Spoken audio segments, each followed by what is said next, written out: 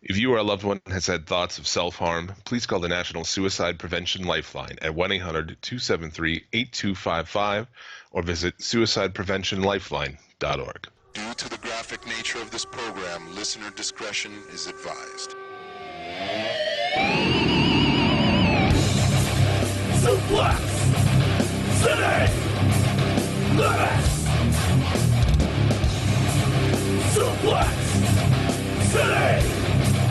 Limits! Suplex!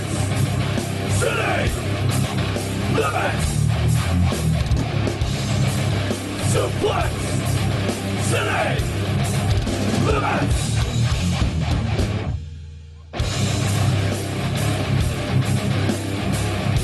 With your esteemed host, Jim Bishop! One of the high points of global warming is that someday there won't be cunts with snowmobiles around here anymore. And Tyler Fudge! No, because I didn't watch any of his matches, because he's fucking brown.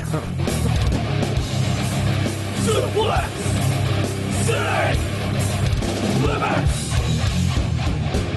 Welcome, thank you for downloading episode 228 of Suplex City Limits for August 24th, 2019. I used to do drugs. I still do, but I used to too. It's your boy, the King of Bong Style, Jim Vicious, and he's the proprietor of the Federation Podcasting Empire. My co-host. An empire that consists of two Fudge brothers beaten off, and that's it. That is me, Tyler Fudge. Proprietor. Isn't that show, isn't that a Patreon exclusive? Yes. That's a top tier live video feed Patreon exclusive. You gotta pay Just good jack money for each that other one. out. No. Just separate rooms, separate feeds, side by side. Oh, okay. There's- What? You think we're fucking sickos? Jack ourselves off, okay? Yeah, Jesus, he's my brother. Yeah, wrestling podcast. Suplex City Limits, available for listening where fine podcasts are found. Follow me on the show Twitter at Suplex City Limit. Follow Tyler at the Federation. If you like this show, consider supporting it by picking up a t-shirt at Pro Wrestling Tees. You can also donate on our PayPal from our website, suplexcitylimits@gmail. You can donate on Patreon, get yourself a shout out as a producer, like Bad Motherfuckers B Rad Brad. He's not balding, Christopher Spalding. C Money, Scary Terry Ansel, Caleb, you should see the size of his Morganfield, Plain Vanilla Martin Corns. Our buddies at the Smack It Down podcast, check them out everywhere podcasts are found. They cover a lot of shit that we do not. Who else we got, man? Oh, This guy's changing his name on me. People can change their names on here. It fucks with me. Like who's changed names? Who? Tell me who. I didn't I change think my the name. former Balea now changed his name to Mike Oxsmall. Mike Oxsmall. I get it. Good. Mike Oxsmall. So what's his new nickname going to be? What do you fucking do with that? I don't know. I didn't know. I hadn't seen this until right now, so I guess you just say, his cock is small. I guess. Infamous Chris Savage. Now all these motherfuckers are going to start changing their names. Infamous Chris Savage, Kick-Ass Keith Martin, the Rice of Roney Jabroni Tyloni, Insane Ian Jackson, and Jumpin' Jeremy Foltz. This week on the show, it is a slow motherfucker. Oh, you're goddamn right. You're goddamn right. There's basically no wrestling other than WWE wrestling that I had reached out to see anyways. But it's like the slowest fucking week, I feel like, in the history of this show. I don't know. I feel like if back a couple, compared to the last couple months, definitely it's for sure the slowest week we've had all year. But it's coming into the busiest weeks that we're going to have, so it's kind of a nice wanted break to just chillax and talk about some news. Yeah, there you go. So we'll talk about the news. We've got a top three. We've got Mark Tank, of course, and a whole lot more. So let's get into this shit as we always do with this week's top three after a word from our sponsor. Let's check it out. Introducing the newest WWF wrestling buddy, Big Boss Man and Jake the Snake Roberts. Clunk 'em. Wrestling buddies want to be I your do not hear any of that. buddy. What's going on? Nothing, Really? officer. Body Slam. Hey, who's the wise guy? Big Boss Man! Murphy. What's going on? Nothing, Sarge. Big Boss Man and Jake the Snake Roberts, the newest WWF wrestling buddies from Tonga, each sold separately. Suplex City Limits Top 3!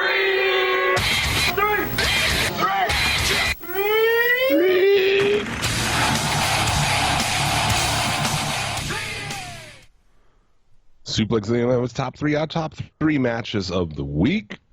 And this week, it's quite the top. It's an illustrious one, without a doubt. Let's start it off. We got if Buddy New Japan, Murphy. actually, let's say this first. If New Japan had their shit in a row, Amazing Red and Will Ospreay probably would have been in our top three, but Yeah. they don't. Yeah, and I think I've fucking bitched about that enough.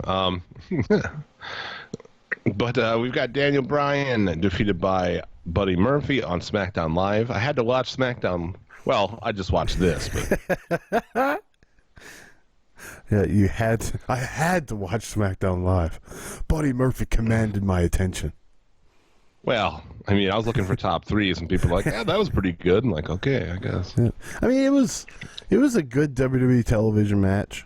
You had, at least Buddy Murphy got the win. They're pushing him this week. Next week, probably not. But Exactly. It's so funny that we don't even have the illusion that that's the case, you know? oh yeah, no. Like they put him over, I'm like, oh, okay, that doesn't matter. Like, Yeah, he will everybody be on the beats- show in 2 weeks. I guarantee fucking to it. Everybody beats Daniel Bryan. Daniel Bryan loses to everybody. There was like a 6-month span where he didn't. Yeah, he loses to Big Cass. Yeah, he lost to everybody.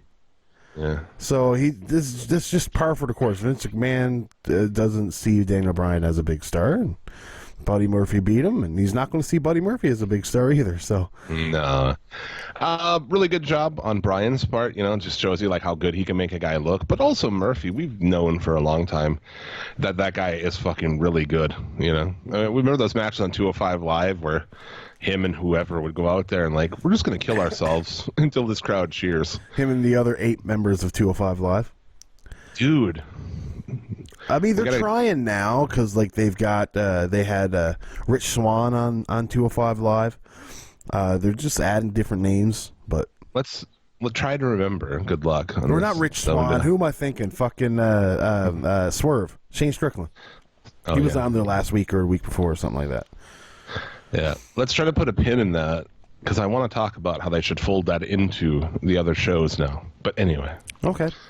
We'll bring up 205 Live again when we talk about the news. We probably won't because we're really high. I'm gonna write it down. We've got Killian Dane and Matt Riddle, a 10-minute TV match from NXT. Yes, it's that kind of week, kids. It was a pretty good match. I thought it was pretty good. I like Killian Dane. He goes over here, which I was surprised by. Just fucking beats Riddle. Yeah, I So, mean, that's cool. Killian Dane is, one of those guys that you can build him up to be a monster. They were doing it so well before he left and went to the main roster. But you don't have sanity attached with him now. There's more freedom you can do with his character. So, we'll see. We'll see. Maybe they can do something cool with Killian Dane. As far as I can see, they don't have him talking. Maybe they do. I don't know. That's probably. I tried to watch the whole episode this week. I knew that was the main event, and I was like, "Oh, that could be, top 3." And I tried to watch the whole episode, but fuck, man, that show. It's not There's some shit on there that's just questionable. I haven't found it to be a very enjoyable watch for a while now. In fact, I haven't watched it for regularly, anyways, for a long time. So, I mean, this whole we'll get into it later, but it's not going to help it. Jordan Miles shows up at one point too, because he won the sign to keep him away from other companies. We're never going to use these guys extravaganza tournament, whatever. Name generator tournament. That's what. Yeah, name generator tournament. They create a wrestler tournament. Yeah. The NXT Jordan Miles. Car Tournament. Yeah. Jordan Miles, a.k.a. CH, a.k.a. Midnight Cannonball. Yes, now he's a member of Right to Censor. Dude, how they look like a fucking Mormon, dude. It's like, excuse me, do you have a moment to talk about Jesus Christ? Like, no. The fuck out of here. What are you talking about? You look like a fucking Mormon if you get a little backpack on. Yeah. Maybe get him like 15 wives. He can come down to the ring instead of being Godfather and his hoes. It's Jordan Miles and his wives. Yeah, he's a Mormon. Who else does that? I think there's other people, but definitely the Mormons. No idea. I would always try to convince those kids when they'd come to my house because they go on mission work at like 18 years old. They're just 18-year-old dudes who are just on the wrong fucking track. And I always try to tell those guys, I'm like, dude, get the fuck out of here. Smoke weed, fuck girls, drink beer. You are wasting. You get one fucking shot on this thing. Yeah, and you're going to try to sell the Book of Mormon. Yeah. Well, they come and try to sell me on, Christ's siblings or whatever. And I try to sell them on living their fucking lives and getting pussy and shit. Man, have you ever had a venereal disease? Fuck. Man, you ever get your dick sucked, man? On weed? Yeah, exactly, on a weed. Get your dick sucked on ecstasy? Fuck. So yeah, Dane defeated Riddle. And probably, I don't know which was my favorite match of the week, but LA Park defeated Jimmy Havoc in like a 15-minute, it was like a street fight. They just fucking put each other through tables and hit each other with chairs, and Havoc took a huge spot onto a pile of chairs at the end, as he is one to do. Yeah, I mean, that's the Havoc way, it seems to be. But, it's not like LA Park can do the bumping for him. So LA Park and Jimmy Havoc made the top three, and Buddy Murphy's not as much of a stretch. Yeah. Jimmy Havoc is maybe the stretch there. Yeah. Have we ever had Jimmy Havoc in the top three? I don't think we have. Highly doubt it. I don't think LA Park has either, probably. I feel like you've put LA Park in the top three. When he had some bloodbath brawl in Mexico, probably. Yeah. So, I mean, I wouldn't go so far as that. Now he's not usually a repeat offender. I'll give you that. But neither is Killian Dane. Killian Dane is not usually a repeat offender. True. But shows you what kind of week we had. So that is the Suplex City Limits top three. We should move on from here into a news-filled week. Kind of, with the news. This week in the news, a Nazi sympathizer gets engaged to a man, and Moxley's elbow is about to fall off. Over to you, Jim. Oh, shit. I'm Jim Vicious, and this is news to us. And if that was like after the song or during the song, I couldn't hear the end of it. So you couldn't? We got a shitty connection today. Anyway, 6-star Meltzer rated podcast. Yep. We're going to win the Meltzer prize. The Meltzer prize. Yeah, Seth Rollins and Becky Lynch got engaged. I don't know why this is our lead story. I suppose since you mentioned. No. I mean, it was just the I mean, whatever. Yeah. Fuck it. I had a hard time with it, man. I had a time being like, yeah, dude, because I hate that guy. Like, not as a wrestler either. Like, just as a dude. I don't like him. Hate's a strong word. Yeah, I mean, hate is a strong word, but I dislike him. I think he's a fucking douche. So I agree. I'm like, eh. Well, when he was engaged once already and was like sending pictures of his dick to a chick who has swastikas on her wall and shit. I mean, yeah. I mean, hey, if I guess love comes in many different ways and forms. Sometimes it comes in a swastika, and sometimes it comes as a woman that is the man. Sometimes it comes with Skyping with a girl from the Performance Center who uses a fucking swastika-shaped dildo on her beehole. Is that true? No. Oh. I don't know if anyone makes a swastika dildo, but... Oh, we'll probably find out. Yeah.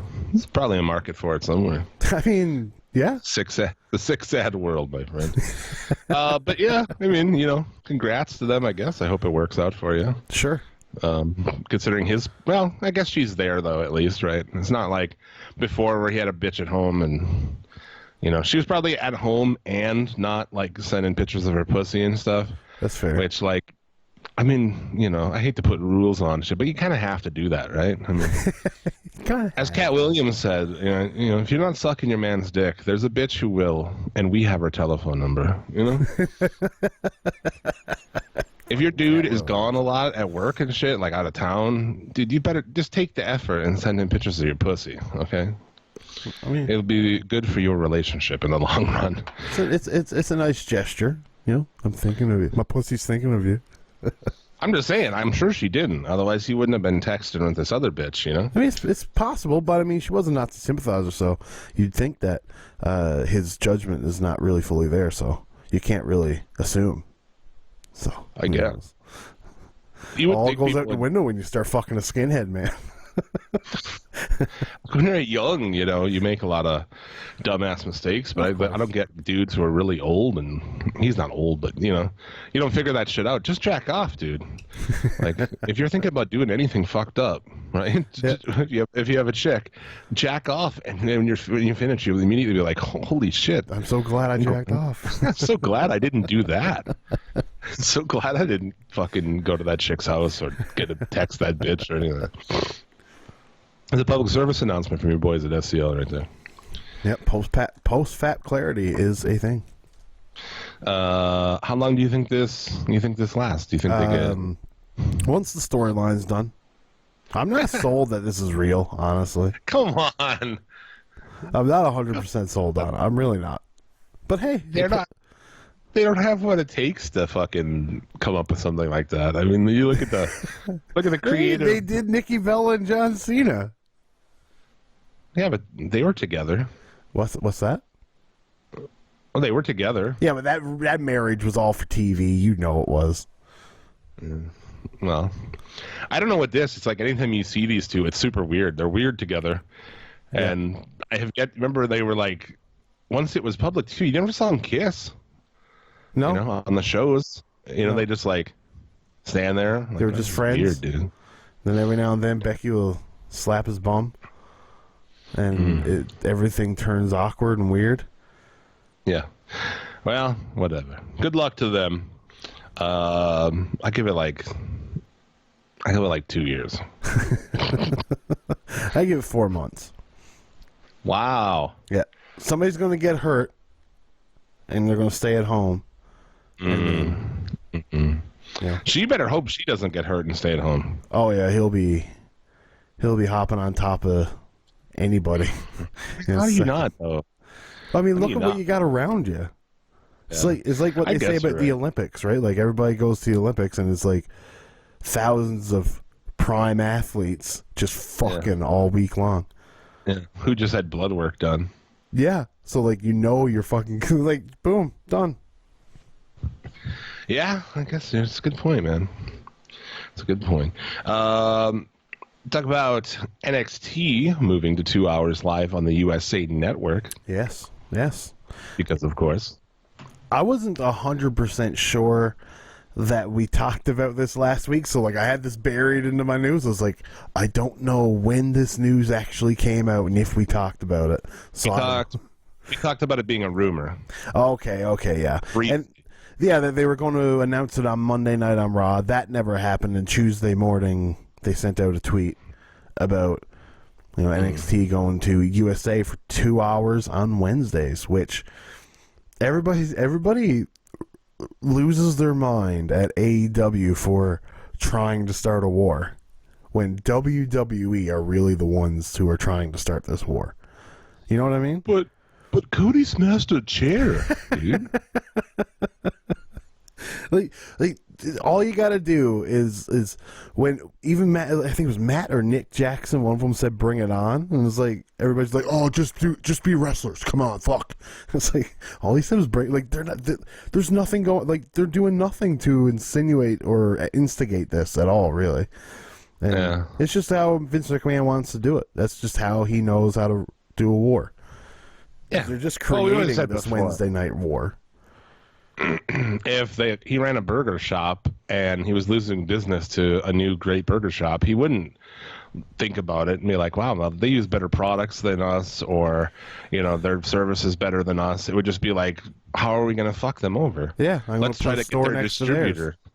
Let's try to make their distributor not distribute to them. Let's try to steal their employees. Let's, you know what I'm saying? Yeah. Let's sneak in and take shits in their fryers. I mean, it's just nonsense. It's like, what would a comic book villain do? Okay, Jim. Who would Vince McMahon and his company choose to go and stake out this said burger joint and take said shits in their fryers? Who would be the 5 members of the WWE that would be tasked to do this?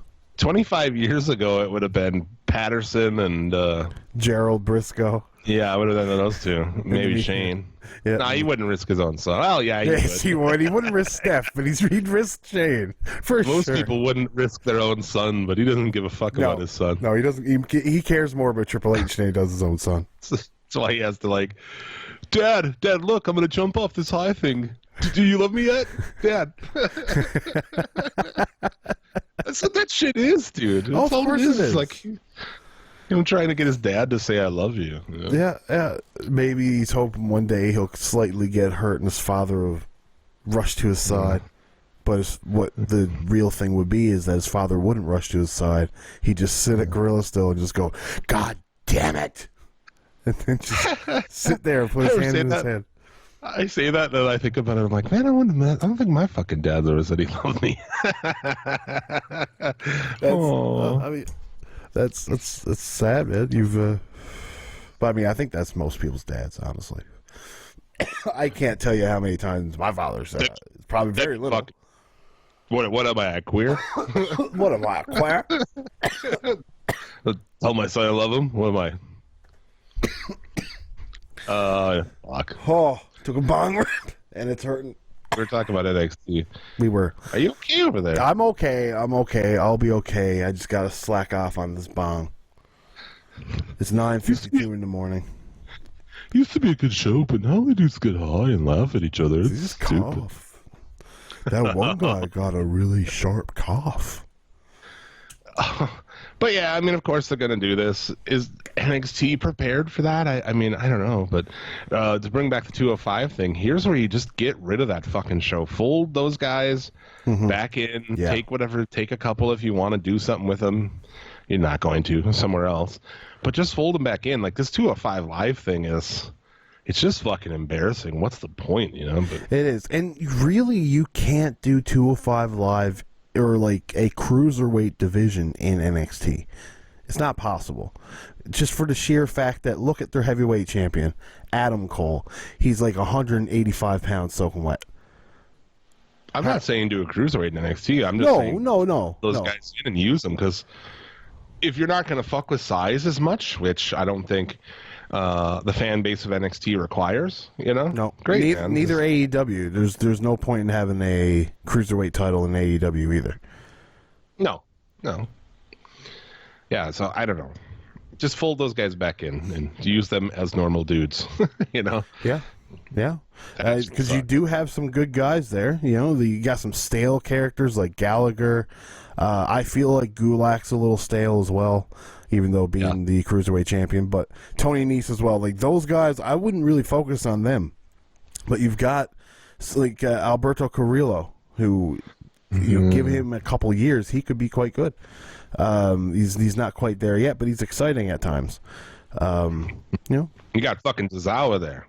Tozawa, Grand Metalik. Ugh. God damn it. The Grand Metalik really pisses me off. I know. It's such a fucking horrible travesty. Did you see this week? The tweets? Yeah, the tweets, man. Yes. Kalisto's a free agent in 10 months. I don't really care so much about that one. But I think the same thing with Grand Metalik, right? Yeah, he said the same. So. Yeah, so that's very exciting. 10 months from now, Grand Metalik doing actual Grand Metalik stuff, being fucking 100% better. Yes, can't wait. Yeah, that'd be awesome. I like Kalisto too on the Indies. That guy was a fucking badass, man. Yeah, just like WWE is not great. He just does some good lucha things. That's about it. Yeah, well, they don't know how to use luchadors. But anyway, we're getting off track. Yeah, NXT on USA. This will stay in, their show will stay at Full Sail for now. Yeah, for like 2 weeks, I assume. Vince I don't think they can. God damn it! Why does AEW look so much better than we do on television? That's why the ratings are down. That's what he's going to do. If they get beat by, or like even close, if AEW even comes close to them, they're going on the road. And you know we're going to get Roman Reigns and fucking Dolph Ziggler and Seth Rollins all on the show. And then Vince McMahon is going to be writing everything, and it's going to turn into fucking just ECW on Sci-Fi. And it's just going to be fucking garbage. It really is, though. And when you look at this war, this wrestling war that they're going to create, you got NXT. There's like, watch us on the USA Network or tomorrow on the network, whatever. And it's like, so which one am I going to watch? The one that's not on the network tomorrow, maybe. You know, like. Yeah, so you're saying give it 6 months and Big Show will be the NXT champion? I assume so, yeah. Yeah. He'll come back and he'll turn heel and then turn face and then turn heel again. And then he will be champion. And then he'll beat Adam Cole for it, too. 1 second choke slam, boom, done. Yeah. Fucking Christ. It's like bad. We knew this was going to happen. I mean, I knew at least they would go 2 hours on the network, but the TV thing, of course they will. I thought FS1, they would have had that excuse, FS1. So actually, I'm stoked on it. I think it's great. Now it's fucking straight up, dude. And if they get beat in the ratings, oh shit, am I going to have a laugh. Yeah.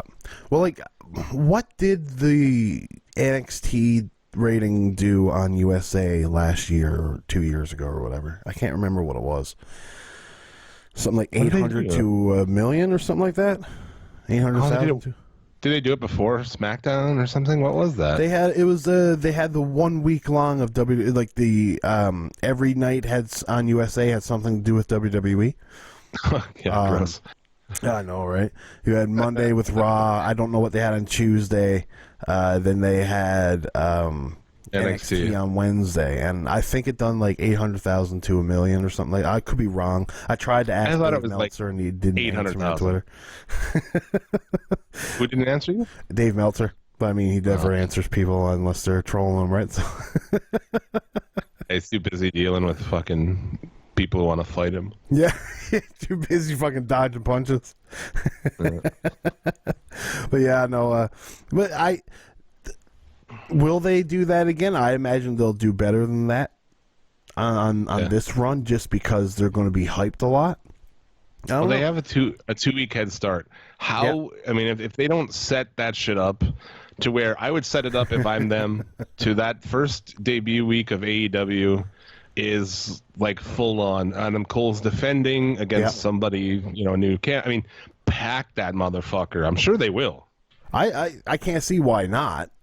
And I'm still gonna watch it the next day on the network. Of course, because it's another 2 hours of WWE programming. Like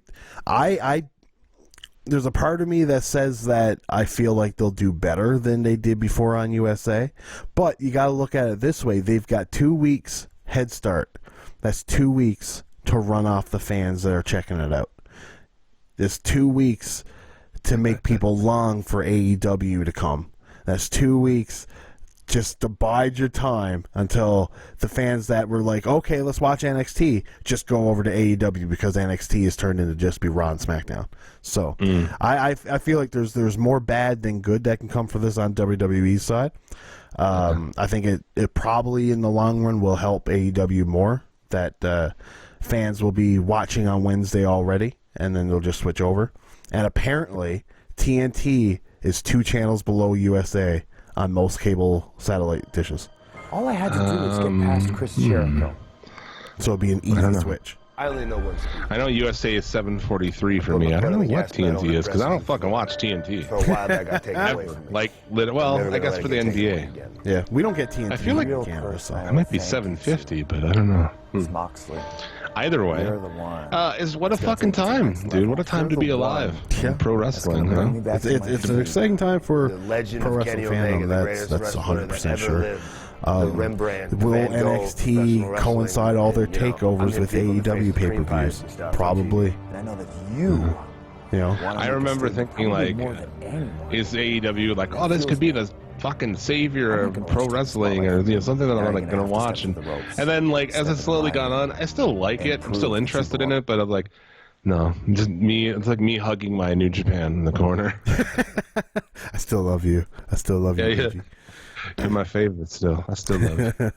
Yeah, it's one of those things where I'm excited to see what weekly television is going to look like, but I'm nowhere just in the boat where like, yeah, this is going to be awesome. It's like, this could be really fun.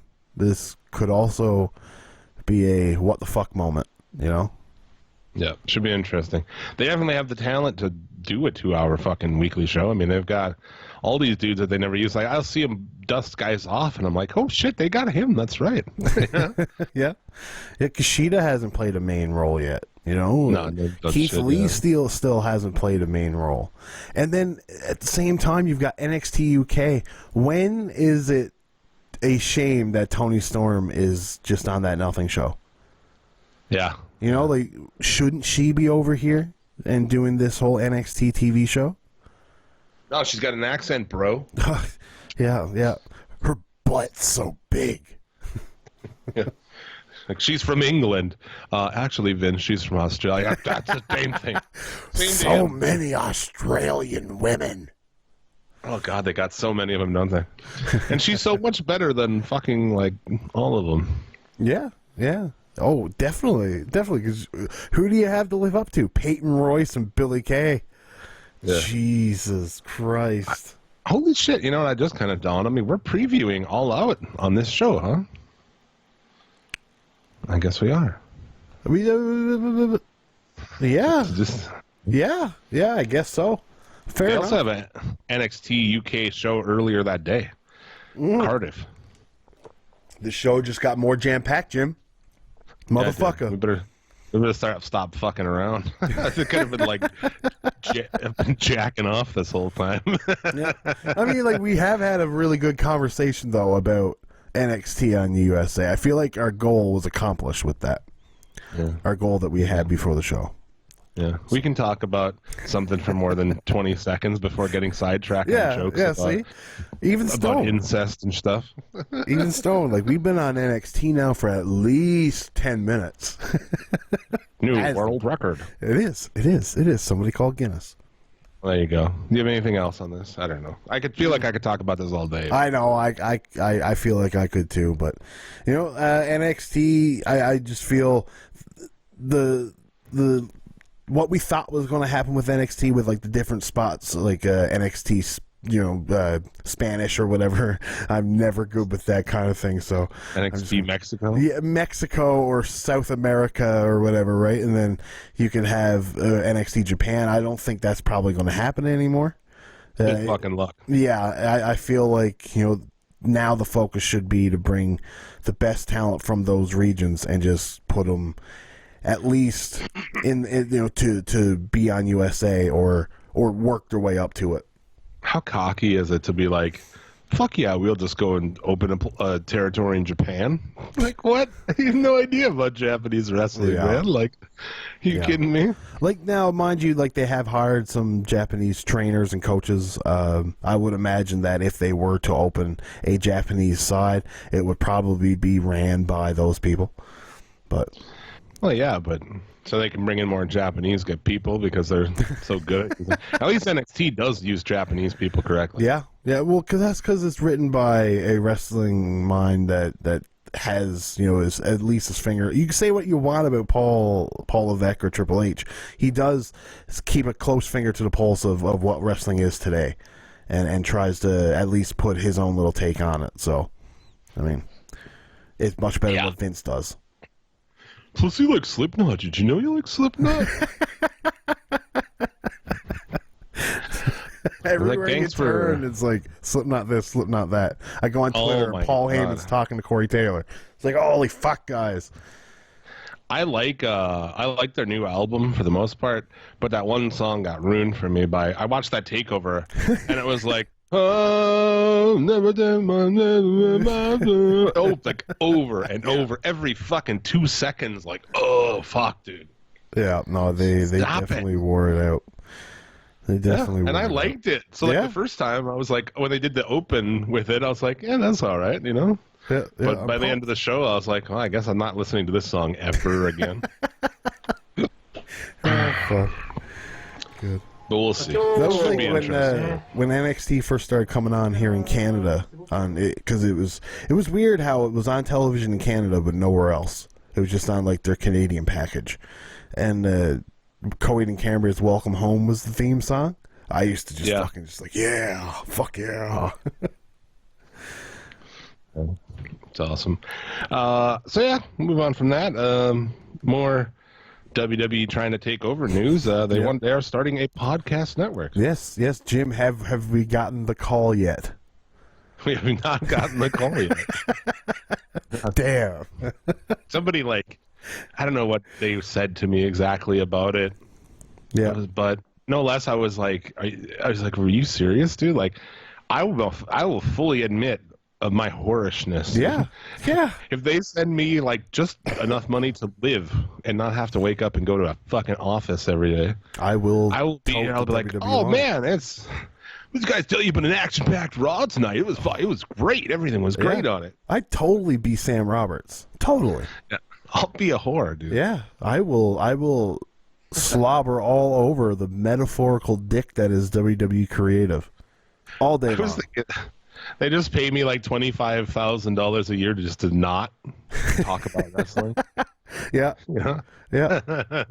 Like, we're just gonna pay you this just to not talk about it. Don't tweet about it. Just like don't. So be long, an suckers. I want to talk about something else. Yeah. I'm just gonna go over to my personal Twitter and fucking complain about Trump all the time.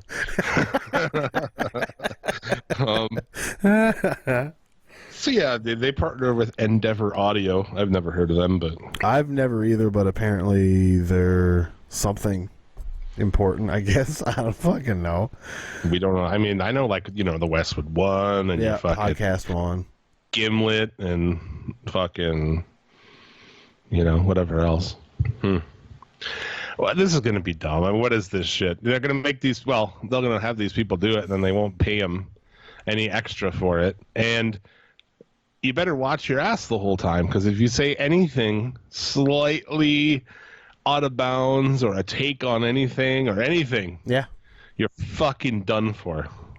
But at the same time, maybe you go out there and, like, let's say you're not looking to stay with the company, right?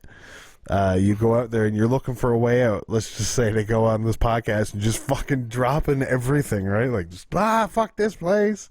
I fucking hate Vince McMahon. His whole face is just fucking stupid to me. Blah blah. Maybe you might get fired. Who knows? Yeah, or maybe they'll lock you up forever. Yeah, it's true. Maybe they'll kill you. Man. Who knows, man? It'll be fucking nonsense. People are like, I hope Billy Kane, Peyton Royce have a podcast. Oh my god, can you imagine how annoying that fucking show would be? Oh my god.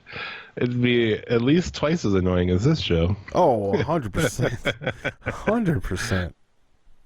Yeah. The shit that, I mean, it's going to be fucking nonsense, man. That's all I know. So. Yeah, like, if it would be something different if, like, they did things like the 24s in podcast form. What they should be doing is commentary. Yeah, I mean, commentary over matches and stuff like that. I'm sure that will be one of them for sure. They should already have that on the network. I shouldn't have to fucking do it myself, No. Stone Cold shouldn't have to do it on his own podcast. You know what I mean? But yeah, I assume it'll just be, nonsense. And they're all sitting backstage talking to each other about fucking bullshit, I'm sure. Yeah. But like, what would you say they could do that would interest you? Nothing Nothing at all. That's nothing. fair. I listen to. I have my podcast menu for the week, and I'm good. And I wouldn't want to support it. To me, it's like it goes against everything that like I liked about podcasting originally. Like podcasting started off as this kind of like YouTube did originally. And it's like sort of punk rock in the sense of, fuck, we don't need to be on TV. We don't need a radio station to do this shit. We'll just do it. And and they never respected it. Mainstream business never gave a fuck about podcasting. No. And then now it's like, and I saw this article the other day talking about like how podcasting's hot right now. And it's like Conan O'Brien and all this shit.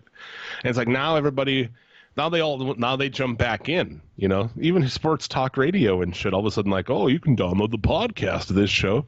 And it's just like, it just pisses me off, because it was like our thing. And then now, like, slut whore media has to be all over it, Yeah, no, I get you 100%.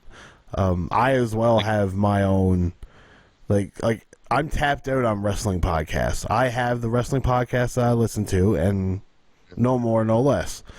But Jesus Christ, am I ever a whore for true crime? My good Jesus, I listen to so many stories about people getting murdered on podcasts. Sidetrack ourselves with a quick, because we always, like, at the end, we plug all of our friends' shows, of course, but we don't really talk about, like, what shows we listen to. Yeah. Do you listen to Sword and Scale? I sure as fuck do. No, I don't. I hear you talk, what is it about again? Sword and Scale. It's a true crime. It's like the Is it true a true crime podcast? Okay, no. I like always hear Sword and Scale, and I just think of somebody crafting swords and stuff. No, dude, it's a true crime podcast. It's fucking great. And it's graphic as shit. Like, some episodes will fuck you up. Really? So it's about like different killers or whatever. It's just true crime, people killing each other and shit. Well, it's like not a season all about one story. It's just no. And of course, like last podcast on the left. Of course, I listened to last podcast. I think is it Zabrowski? No, it's the other guy. Kissel. God damn. And then who's the third guy? The one. Fuck, I can't remember. Henry Zabrowski, Ben Kissel. I'm too hot. The guy that runs the show, basically. He keeps that show going with, like, he's the one that has the flow. Yeah. Anyway, Zabrowski is fucking hilarious. He's like the funniest dude casting, I'm pretty sure. Yeah. I've gotten really into Two Bears, One Cave. That's Tom Segura and Burt Kreischer, but like there's Bear Brook, which is a true crime podcast. Hell and Gone is a true crime podcast. Hitman is a true crime podcast. I was listening to this really good one, Larger Than Life. It's about Big Willie. He was a street racer in L.A. And it's how he tried to get the streets to come together after the L.A. riots through street racing. Podcasting's fucking awesome. I know. Insomniac, which was a guy that did a lot of reporting on serial killers. And he's become an insomniac because of it. And this was the show that he tried to do the show to get it out. And so that he's talking about it to everybody else about what keeps him up at night from these murders. I thought that was pretty interesting.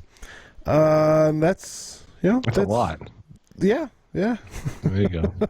And then there's a couple wrestling ones sprinkled in there. Yeah. Cornette. Yeah, that record Got Me High is pretty good. Yeah. There you go. There's some podcast recommendations for you. So, yeah, I don't suggest shows on this network.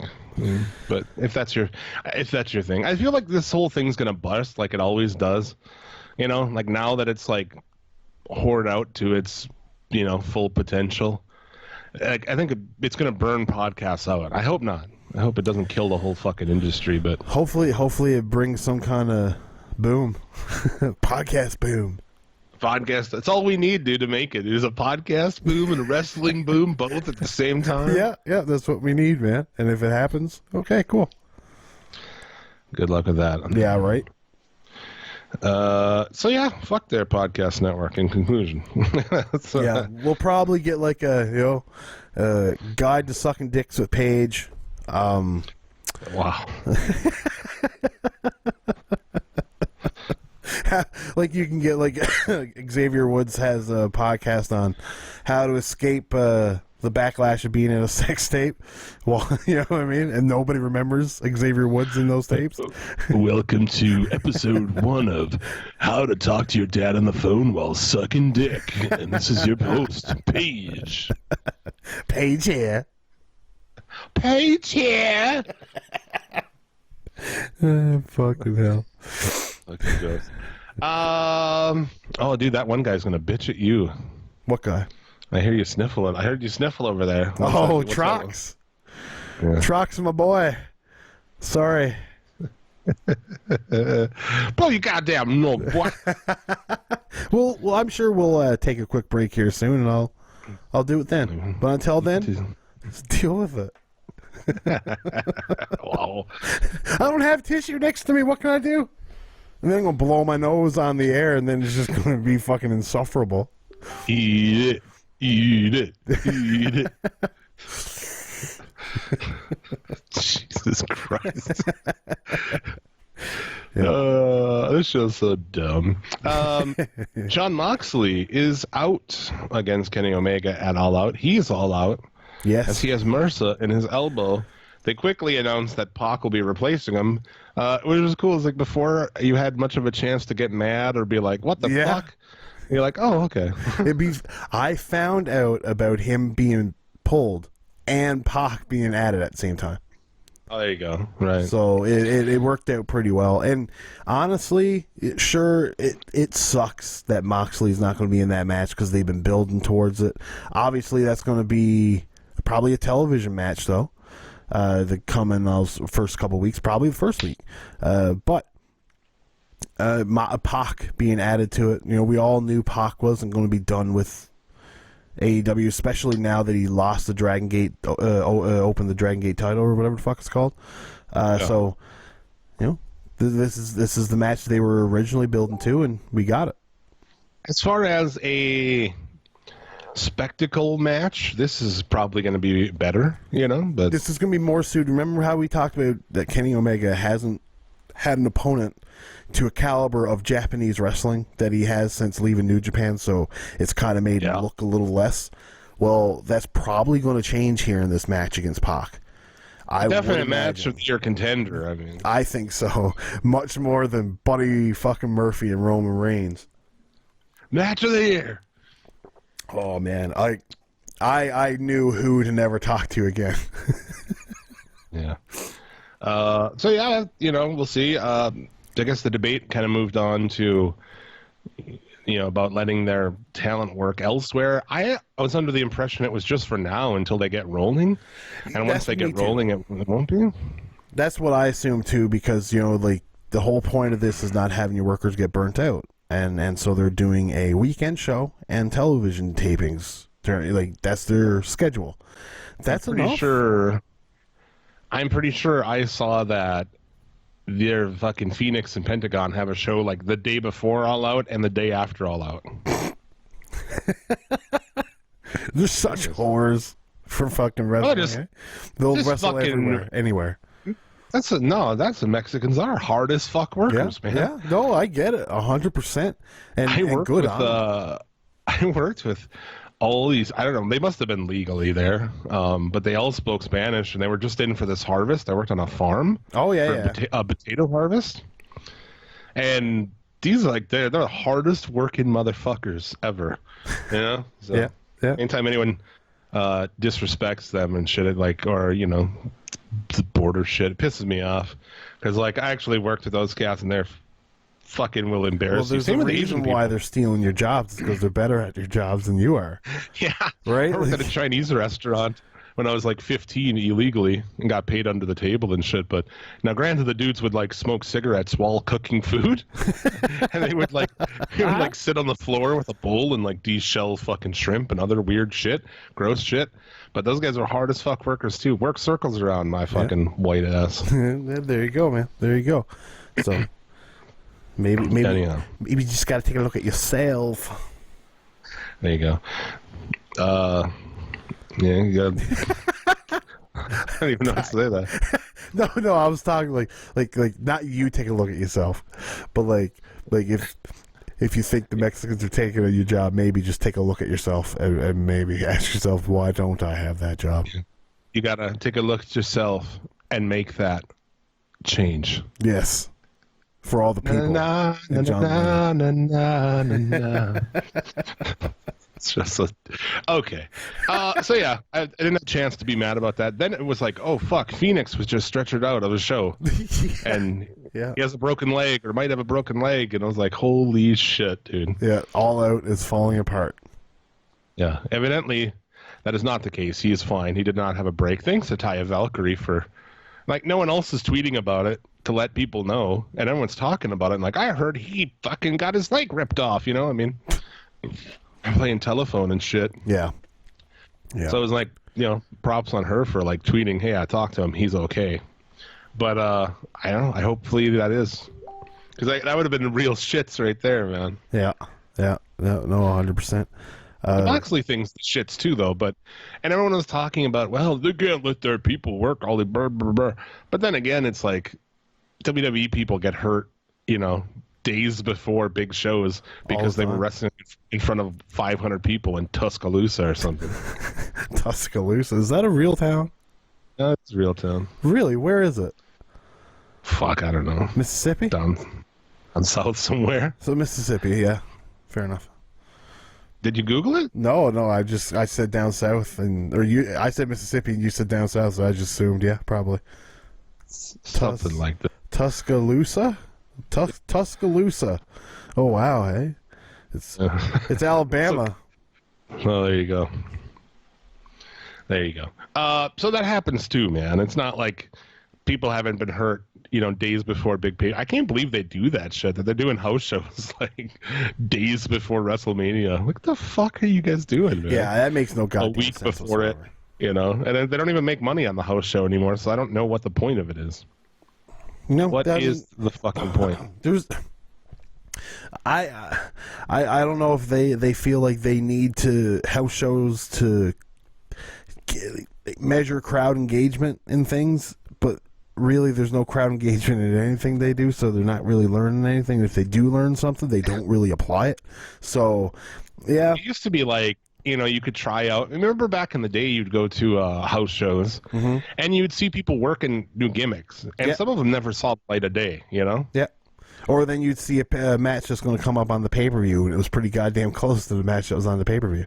I think they still do that. They still do that. Oh, yeah. No, they get those matches, you know, down to a science, which there's something to be said about that, too, you know? We always gave the women in NXT flack for practicing their matches all the time. Well, I mean, the guys on the main rosters kind of do the same thing all week long during the house shows. So talk about practice.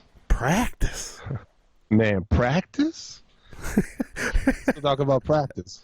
All right. Sorry. Yeah, I mean, you can practice the fuck out of a match. I don't give a shit, but don't make it look like it. You know, that's where I have the problem, when you come out and your match just looks rehearsed as shit and it's fucking robotic. Like those women's matches. Yeah.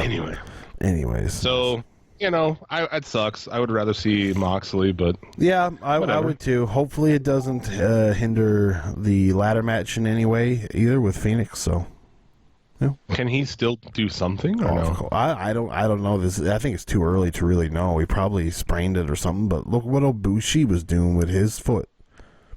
Oh no, Phoenix I think is fine. I'm talking about. I went back to Moxley. Oh, Moxley. I don't think you should. Can he run in? Can he like? Oh, maybe. God, man, if he could, that would be great for the story. I mean, you know. Yeah. He's not medically cleared. He's not even supposed to be here. You know, he comes out even with maybe his arm like fucking wrapped up and shit. Hits him with something with his free arm after the match, or I don't know. You know, to keep him and Omega going. That's what I would do. If it's at all possible for him to even just like run in and hit him in the head with something, that's good enough for me. Yeah. I mean, like as far as I know, MRSA after the match is just like it's basically a staph infection that a lot of antibodies won't help, or like it's resistant to a lot of medication. So like I don't think it's It's still a staph infection. Like, you don't want to have him bleed on you. You know what I mean? Yeah. But at the same time, you probably could do a run-in because, I mean, I can't see why not. Yeah, dude, he doesn't even have to hit the ring after, like, whatever the outcome of this match is, as Omega's leaving the ring, he fucking over the rail or out from somewhere, like, hits him in the head or hits him a couple of times and takes off. Yeah. With his fucked up arm. Yeah. And it's not the first time he's had MRSA either, so I don't know if maybe that makes it a little different. Yeah, I think he just needs some Z-Packs, dude. Yeah. Z-Pack him sick so he shits his pants like Punk did. Yeah. Go see Dr. Z-Pack in WWE. But yeah, there you go. So that will be interesting. Phoenix should be back for that as well. What else we got? What? There was one other story that I just thought of, and it's gone again. So maybe you got something. I was just thinking about it. I was like, oh, fuck, I forgot about this. I want to bring this up, and now it's gone. Tony Schiavone is in a deal with All Elite. That's pretty funny. They used him as a voice. They used him on one of those things, and MLW's like, hey, you can't fucking do that. And then all of a sudden it's like, oh. Now we can. MLW is smart to fucking work with those guys. Yeah. Very smart. Yeah, I agree. I'm surprised we haven't heard like a full, announcement yet of like, hey, we're working with these guys. Yeah, I don't know, and it kind of makes sense anyways because aren't they? Wait, hold up. So MLW is with Crash, Mexico, and Noah, and then AEW is officially with who from Japan? Anybody? Nobody from officially, but you got like OWE in China and AAA in Mexico. Yeah, and then New Japan's with CMLL and Ring of Honor for Mexico and US. Yeah.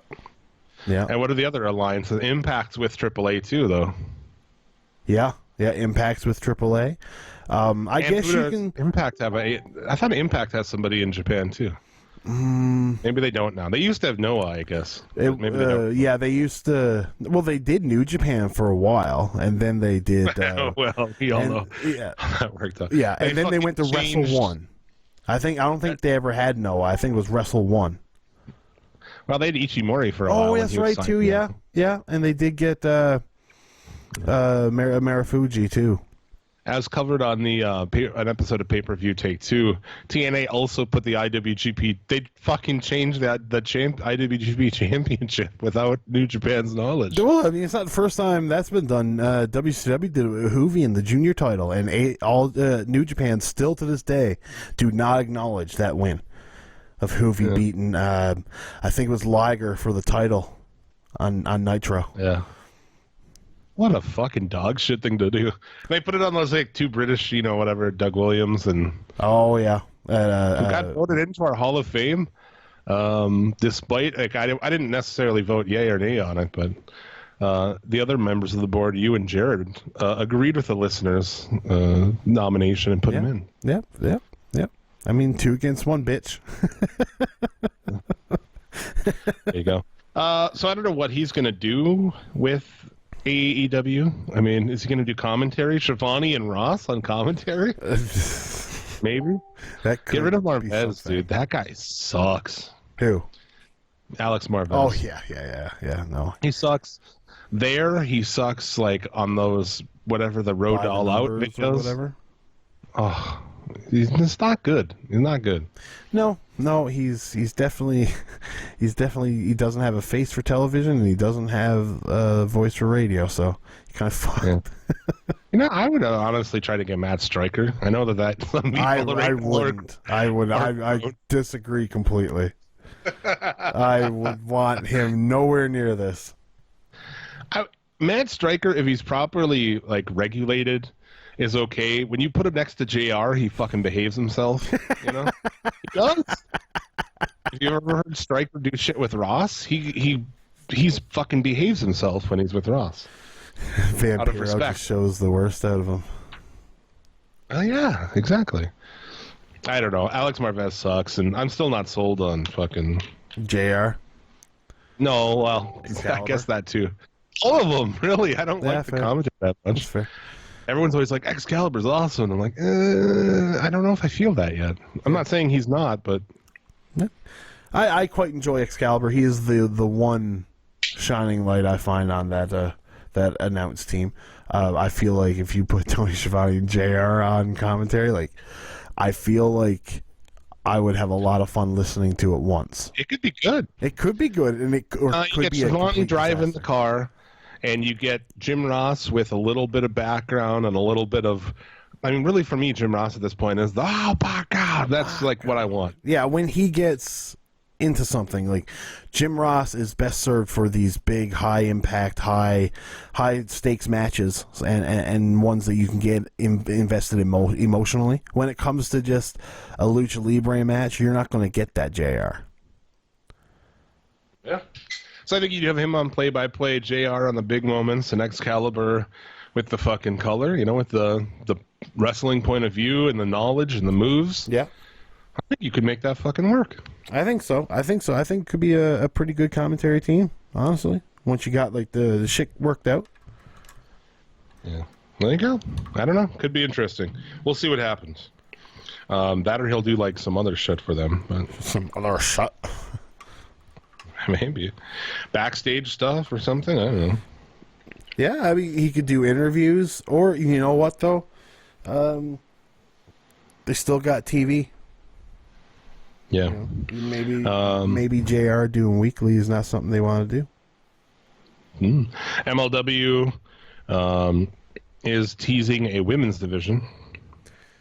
Mm-hmm. Please don't do that. You don't need a women's division. Not every company needs a women's division. Now, when did they start teasing this? Was this after Jim Cornette said MLW doesn't have one? No, it was before that. Okay, because I was like, and maybe Jim Cornette stirred up so much shit that they're like, okay, we'll look into it. Fuck. No, I'm surprised that hasn't happened yet. Remember for a little bit there, for like a day, that was the thing of like people like, fuck, New Japan should have women's wrestling and all this shit. I'm like, and they're cunts who don't watch it. Like, you stay the fuck away from my Japanese wrestling. You uncultured fucking cock. Go watch Raw and fuck off. Telling me that there needs to be women's wrestling on New Japan. You worry about you, motherfucker. Yeah. Not to mention Japan's got Stardom, tons of fucking women's wrestling. Joshi Pro, all the. Oh, come on, man. You don't need more women wrestling in Japan. They got so much of it. Exactly. The only thing I always said would be like, I wouldn't mind if they worked with somebody and had like a big match, like a huge Stardom match every year on Wrestle Kingdom or something. Yeah. I'd be fine with that. Yeah, if you get me like a Maui Watani or a Mami Watanabe match or something, on wrestling, it would be pretty dope. Yeah. Anyway, but that's not the point. So yeah, the whole Cornette, Jordan Grace thing, I think it's pointless. I don't know. I was like, is it pointless for us to talk about it? It has nothing to do with I us, really. really think it's pointless because in one way, you look at it in both ways, you can see, I see where everybody is coming from, right? Because you got Jim Cornette. Should he have just like laid on that butterface so much? Probably not. You knew there was going to be some backlash to it. He knew it too. Of course. He's living rent free in these motherfuckers' minds, dude. Yeah, but at the same time, it's like, sure, you only call her. It was just butterface. Yeah. Right, like. But like at the same time, if the only comeback you got is just a you're ugly, then like, well, like Jim Cornette, I would have like he played on. He didn't just call her that out of nowhere. No, someone said, "What's her face?" Yes, what's her face? And he said, "Butterface" to you. That's a clever joke. It is a clever joke, but like a lot of people are just looking at it from Butterface. Like if he didn't use that term and just said something different and could have, because like Jim Cornette has a way with words. He has a vocabulary. He's got a big one, and so like he can eviscerate you in many ways verbally. It's a shame when he just eviscerates them with those words. Yeah, he didn't even have to fucking try, dude. Right. It's against Jordan Grace. It's against a 22-year-old girl who. Is that only how old she is? Yeah, she doesn't know shit about shit, man. Yeah.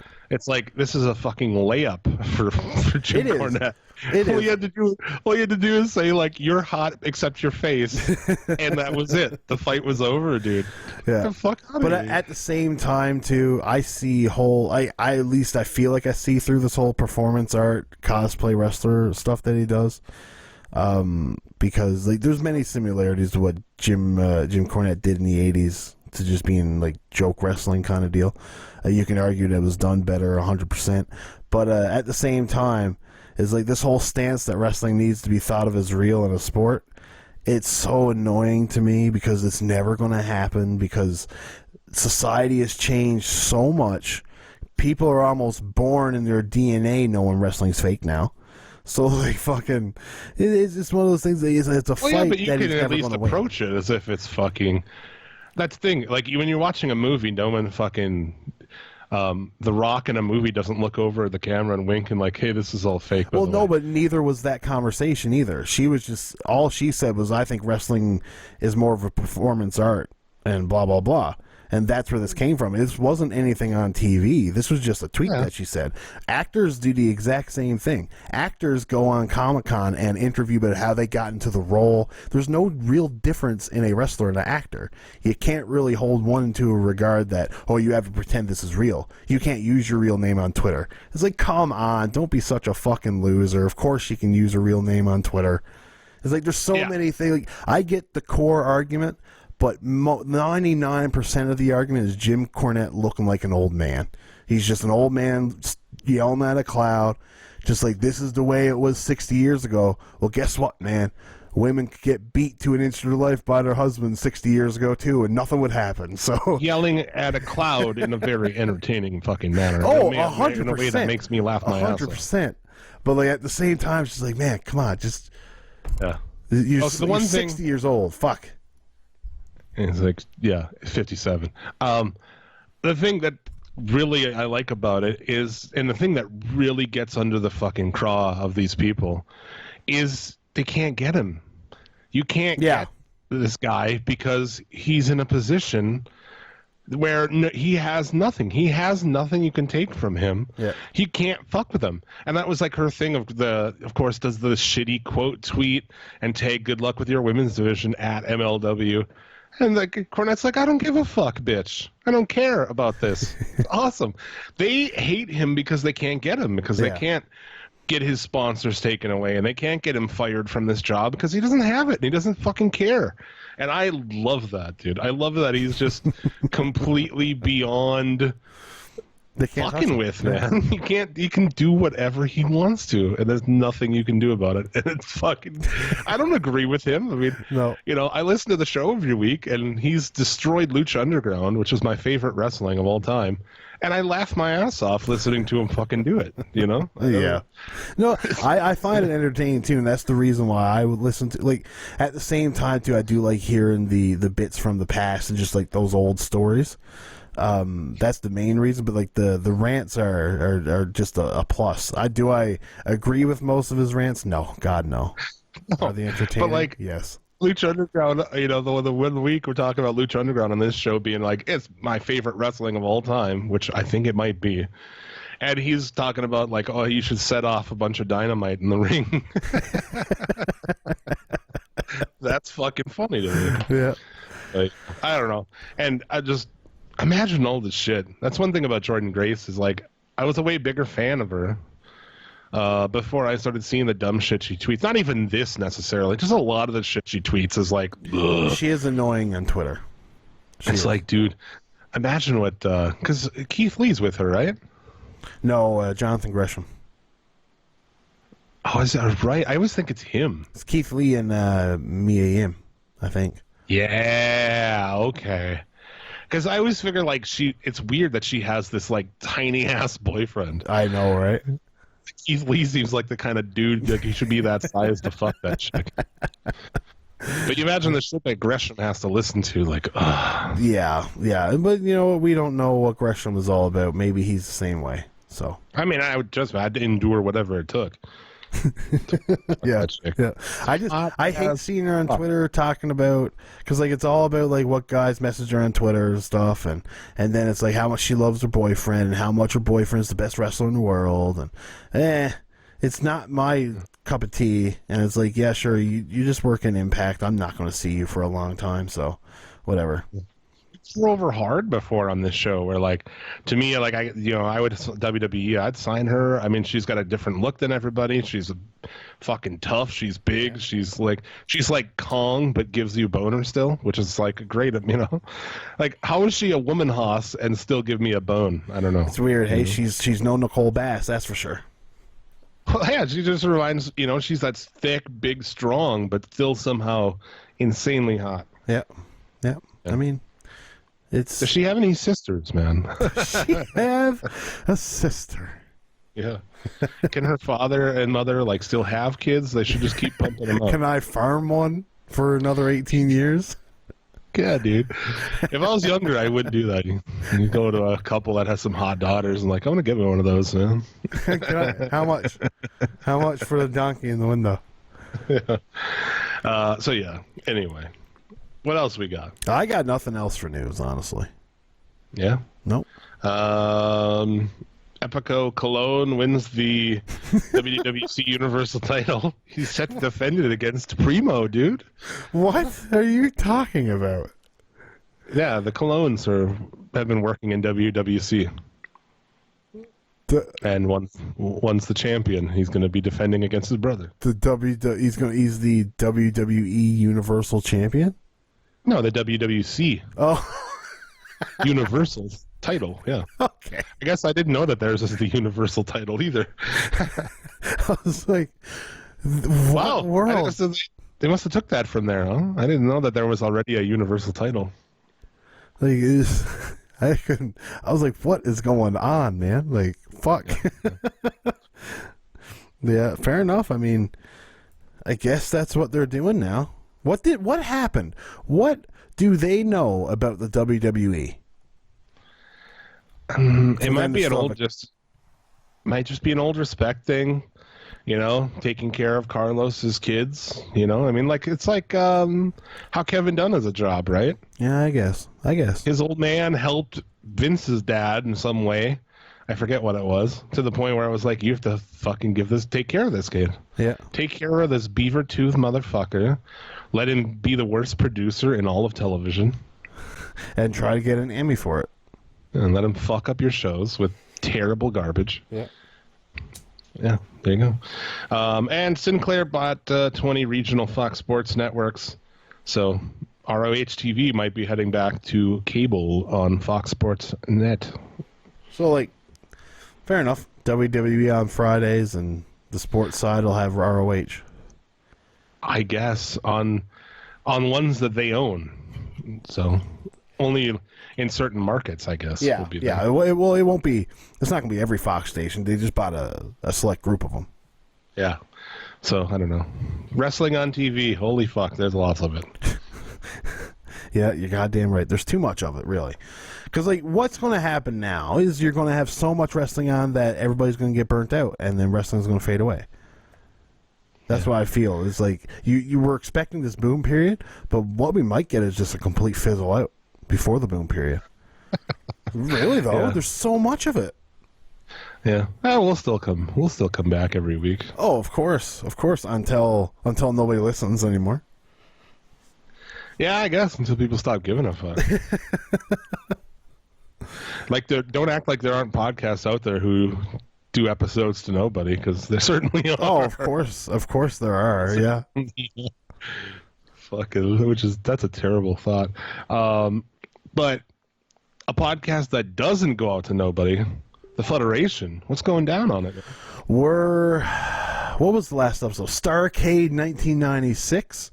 So our next episode is going to be the return to weekly episodes on the Federation's channel. We've got leading into December's It's Time pay-per-view, which is clearly it's focused on Vader, but Vader's not on the card. So we've got Raw number 188 from December 9th, 1996, headlined by a no-holds-barred, Undertaker versus Mankind match. And World WWF Heavyweight Championship taking on the IC Championship opens up the show. So, I mean... The fuck? It's Sid versus Triple H, and Sid wipes the floor with Triple H. So it's very they really make him look like a chump. But that'll be out this week, and then leading to It's Time that will be out the week prior. So awesome. Check that shit out. Federation Podcast, mofudge.com, everywhere else podcasts are found. And that is to this very day, Triple H is the first person you see on the Fox commercial. Have you seen that? No, I haven't. I swear to fucking Allah that the commercial for SmackDown on Fox, the very first person you see is Triple H spitting water up in the air on the ring apron. Nice. Good for him. Because he got his fucking... it's so bad. It was 2 minutes of Sid. Like, Triple H didn't even get one bit of offense in. Makes your IC champion look like a goddamn doofus. Sid choke slams him, power bombs in. Triple H rolls out of the ring, count out, and done. Come on, Ed. Oh, fuck off. Yeah, it was like, what a garbage fucking match, right? That is dog shit. Yeah, it was. God. It was dog shit. On the Suplex City Limits Network side of things, the newest episode of They Live for Horror, The Void, is out. Pay-per-view take 2. I don't even know what we did last. Oh, we ended our TNA fucking run. Oh, no more TNA, hey? No. Coming up next is Bash at the Beach 2000. That should be coming in a week or two to the network. That Bash at the Beach 2000, it's fucking terrible. Yep. It is Russo at his worst. This is the episode. Well, not episode, but the show where Hogan, at the end, he works himself into a shoot. Yeah, fuck. He starts talking shit on Hogan, and Hogan legit. This is the last show Hogan ever works for WCW, and he sues Vince Russo for saying he's bold, I guess, which he is, which we all know. But anyway, yeah, this is after a main event of Jeff Jarrett just laying down in front of Hogan, and oh fuck, dude, it's the real dog shit. I'd say it's the pinnacle of. It's the worst moment in all of the Vince Russo shit, right? This is the WCW is dying. This is the fucking moment. I mean, so yeah, I guess, yeah. So we're there to show our respects. But that's coming soon. So.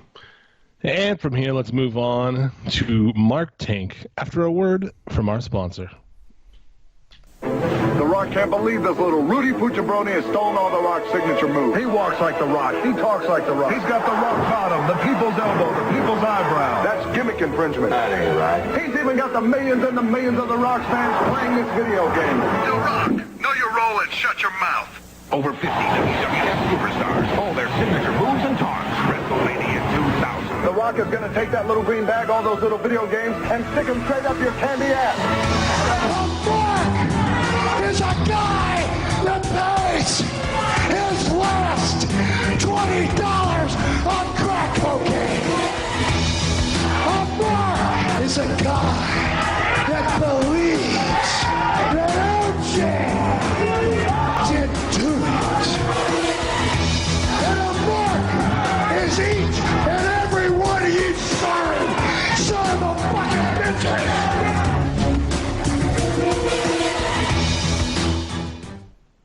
A Mark is every one of these sorry sons of fucking bitches. It's Mark Tank, where we read Mark comments off social media as they are typed for everyone's entertainment. Okay, I got a mixed bag this week. Okay, let's hear this. Let's start it off with Sawan Sarayal. Says he's got some booking ideas for us. Bray Wyatt / Fiend / Yowie Wowie versus Mankind / Dude Love / Cactus Jack. Book it. What's it going to be, a gauntlet match? I don't know. I don't know. What is it? Like, you can have... So we'll start off with Dude Love and Husky Harris. No, it's not even. It's Bray Wyatt, Fiend, and Yowie Wowie. Is that what he calls the sweater version? I guess. I'd rather Husky Harris, but I guess. Book it, dude. Book it. Fuck. This guy. Mankind doing 4 matches or 3 matches. Jesus Christ. You want to kill the guy? Yeah. Speaking of killing guys, got some shit about the Rey Mysterio stuff. Jason Gulliams. I glad his son stopped him before he took his mask off. And I don't your time to go yet. And I still believe you, Ray. And I still think Ray versus Andeed in a mask versus Andeed hair and Zelene hair. And that how I fell about and don't retire yet. And you still have fight you and believe in yourself. And you can do this and have faith, you, Ray. And don't give up yet. And think about your son. I always be fan of you. That could have been the winner. Holy shit. If that one, if you could have done that while sobbing, I feel like he was typing as he was sobbing. Oh my God. And believe in yourself and you can do this and have faith you. It's a lot of ands. I bet you there's no punctuation whatsoever. No, none. Sarah Boyce, Orton and Revival have no business to destroy the New Day since SmackDown not necessarily for that. I don't know why that last little bit gets me so good. Why that? Maya Dawson, I don't like Sonya and Mandy, but I don't like it when Alexa and Nikki win the tag team, and I don't like them all. She don't like anything. Yeah. I don't like it. I don't like it. I don't like it. Angel Rutledge, Sonya, and Mandy are dating. Google it. She's actually dating the fucking broad that Seth Rollins sent dick pics to, the Nazi one. Mm-hmm. Beautiful stuff. Weird. It's so they're like Eskimo siblings, huh? They'd be like your Eskimo sister. That's fair. I mean, wow. I don't know. I've never seen pictures, so I can't comment on who she's dating. But I know it's not Mandy Rose. Sonya Deville is dating the Nazi sympathizer chick. That's fair. That's fair. It's 100% true. Yeah. I mean, I'm not joking. She dates that chick. That's fair. Okay, fair enough. I mean, and Mandy Rose dates Tito Sabatelli. Tito Sabatelli. That guy's garbage. Oh, dude, so garbage. Shane Odom. Has anybody else noticed Corbin did not have his vest on? Corbin has not been the same since he shaved his head. What? Yeah. He shaved his head when he got the vest. Kimberly Barnett got a PM from Ricochet Man asking for gift cards to sponsor him. Also, Trevor Rochet. None of those funny. I wonder, did she send him the gift cards? I'm sure not. I'm sure not. I wouldn't be surprised. Jamal Williams. Ziggler needs his booty spanked. That will teach him to control his mouth. Get your booty spanked. Yeah. Nick Covales. WWE needs to get rid of Bray Wyatt, and now. Bray Wyatt has no talent. Bray Wyatt is a joke. Sounds like somebody got scared. I heard Children Nude. My friend of mine went to a house show, and Wyatt was on it, and his little girl cried, and I was like, fucking well done. That's awesome. Yeah. It's good. Shahid Alwani. WWE should bring Bill Goldberg kind's dominant and powerful kind rosters in his Raw and SmackDown rings. And WWE should bring back Attitude Era, Ruthless Aggression Era, and ECW. But all of them, I guess? After Ruthless Aggression Era, I don't like WWE, and I don't like WWE PG Era. Now it gets really fucking weird, okay? Okay. These are all commas between these, no periods. WWE New Era, Reality Era, and WWE NXT. WWE New Era, Reality Era, and WWE NXT is totally worst era ever. Did he do that twice? Did you really type that out twice, or did you repeat yourself? No, it's literally the last bit is at WWE New Era Reality Era and WWE NXT, comma WWE New Era Reality Era and WWE NXT is totally worst era ever. Wow, holy fuck! Like my brain is too fried to comprehend what he's saying in that whole sentence. Like the stuff about and in the beginning where he was Bill Goldberg and his Raw and SmackDown rings and kind rosters. It's like, what the fuck? Yeah. Good on him, man. I mean, if your goal was to confuse me, buddy. Yeah, I don't know. Succeeded. Yeah. What else we got? I just don't even know what to say, you know? I don't even know what to say. Let's see, what else we got? Kyle coughing. Boring. Ever since the Wyatt family disbanded, Bray Wyatt has become irrelevant. Well, I mean, there's some truth to that, but not really with this character. Yeah. Let's see. Well, Michael Cole this week on the show said, quote, "For my money, King of the Ring is the best tournament in all of sports entertainment." Oh, did you see how like they sold the King of the Ring by like the winner gets to sit in the crown, wear the scepter? It's like, yeah. Before that, we were like, 1% of me was like, maybe it's 2019. They're not gonna do fuck no. Yeah. Crown and scepter and throne sitting on the stage. Get the fuck out of here, dude. You're so fucking lost. And it's gonna be King Baron Corbin. I can't wait. Jesus Christ. This guy Salwa. Salwa 357-34168 on Twitter. This guy. I had a bunch of them from him. This fucking guy. Yeah, this fucking guy. Talking about Becky and Charlotte. Let's see here. Some of these points on here is great. Let's see. This is shit. Charlotte WWE is a cheap woman. Do not classify her with Roman and others. Oh, he feels vehemently how Charlotte is below people. Hey, he's strong on that. Somebody was talking about how, because this person's like Becky to the bone, dude. Becky Lynch. Okay, yeah. So they're anti-Charlotte, right? But they also argue, they say that is, this person's saying like, dude, they're friends. Because he's like serious about it, you know? He says, that is nonsense. They are not friends now. And again, she looks like that. Why are you upset? It's fine. They're not friends now, dude. So he is swam Mark Tank for years. Dude.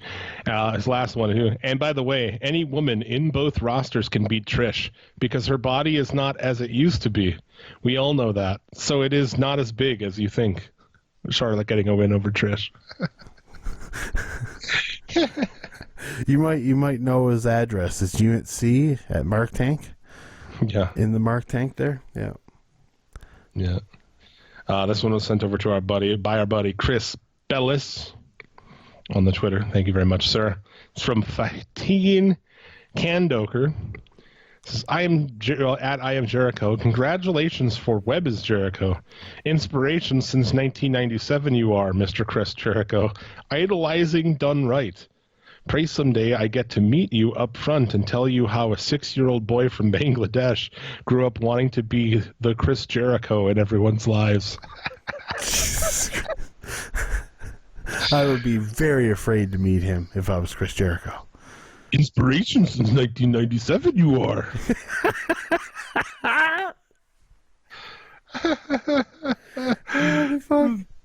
Jesus Christ. Let's see. You remember this name, I'm sure. Antoinisha Ashante Kendall? Oh, remember yes. Her? Oh, yes. Yeah. She's a WWE top fan on Facebook. What's up, Ricochet? I'm so happy seeing you again on Monday Night Raw. Seeing you in The Miz beating up Baron Corbin. And Drew, you are WWE resident superhero, the one and only. The Monday Night Raw, seeing you in The Miz beating up Baron Corbin. She I feel like you give her a couple more tries, she could turn into a Ziggler fan. Yeah, she probably is a Ziggler fan. No, I mean like the lady with the videos screaming at Dolph Ziggler how he, remember that lady? We played her fucking videos on the show and laughed and laughed and then felt really bad about it. Yeah, I need to find her again and see if I can find her. I don't know if somebody else sent me, my shit gets fucked up. I screenshot it, and then, I have to use my phone. I take pictures for work and shit, and then, of course, my dick pics and stuff, so it gets confusing, and some fall through the cracks. So if you send me shit at Suplex City Limit, I apologize if I fuck up and, don't do it, but you know how it is, dude. Yeah. You listen to this show, you know how fucking baked we are and how fucking silly we are. So... That said, this week's winner of Mark Tank, Angela Rakes. Let tell you all this. Roman does what he wants when he wants. If y'all don't like it, then stop watching it. Believe that. What you just said is one of the most insanely idiotic things I have ever heard. Everyone in this room is now dumber for having listened to it. Let tell you all this, man. Okay? Let tell you all this. Roman does what he wants when he wants. Let tell you all this. Yeah. Start talking like, let tell you all this. And I just wanted to, maybe before we go here, I just wanted to shit on Kevin Parvizi. Oh? What did he say? He's the one who wrote this article about how Jim Cornette needs to be banished, and no matter what your thoughts are on Jim Cornette, it is the dumbest fucking article you'll read. So I tweeted him, and I was told him that it was like the stupidest, and then I had like the kid from The Sandlot blowing him a kiss. I pretty much shit all over him and then sent him that gift, but he hasn't responded. The kid from The Sandlot. Fuck yes. That's the kiss, chubby redheaded guy, right? Yeah. I was like, I just wanted to go out of my way to come and tell you that I read your op-ed piece, and I thought it was like, dumb as fuck, or the dumbest thing I've seen all day, or whatever. And then that kid, he didn't respond. It's garbage though. It's real garbage. I can imagine. Anything opinion like those opinion pieces that start like that with a headline like that, I immediately discredit it because you're obviously coming at it from a very emotional, biased side. So got to be about fucking 19 years old, Yeah. Probably this kid. He's like, I don't know. It's fully formed. Hasn't fucking tasted pussy yet. It's so fucked though, man. It's like, if Jim Cornette was such a legendary manager, then why isn't he managing people? This kid has no idea about the history of wrestling. No. He's like probably been a fan of wrestling for fucking 4 years or something. Probably not even. Yeah, it's funny. Like people were talking about while we're shitting on people and trying to start fucking brawls. Ryan Satin. I was going to say, why isn't he in Mark Tank? That tweet he had this week about Rey Mysterio is pretty Mark Tanky to me. Where he talks about how like it was a great motion, whatever. It was a great moment. Like, come on. And the promo by his son was like so good it gave him chills, and he wants to see them have a rivalry. It's because all he watches is porn. Yeah, and follows porn stars around the grocery store, I guess. Yeah. You heard about that. I did. That was really dumb, but like I said about him, it's like Satin's a guy who's a casual WWE fan, not a wrestling fan, a WWE fan, who saw an in after he left TMZ. He's like, I could just start a fucking dirt sheet. And it worked out pretty well for him. People fucking believe his nonsense. Yeah. Yeah, I mean. At least he actually has some scoops. It's not like Brad Shepard. Yeah. Literally the dumbest of all the fucks in the world. Yeah, no, fuck Brad Shepard. You see Rusev on Twitter with Brad Shepard? Oh God, no. Brad Shepard has said my sources tell me that once Rusev and Lana's contracts are done, they're leaving the WWE. Oh yeah. And Rusev just like, why do you talk when you know nothing or something like that? Rusev was really fucking with that guy.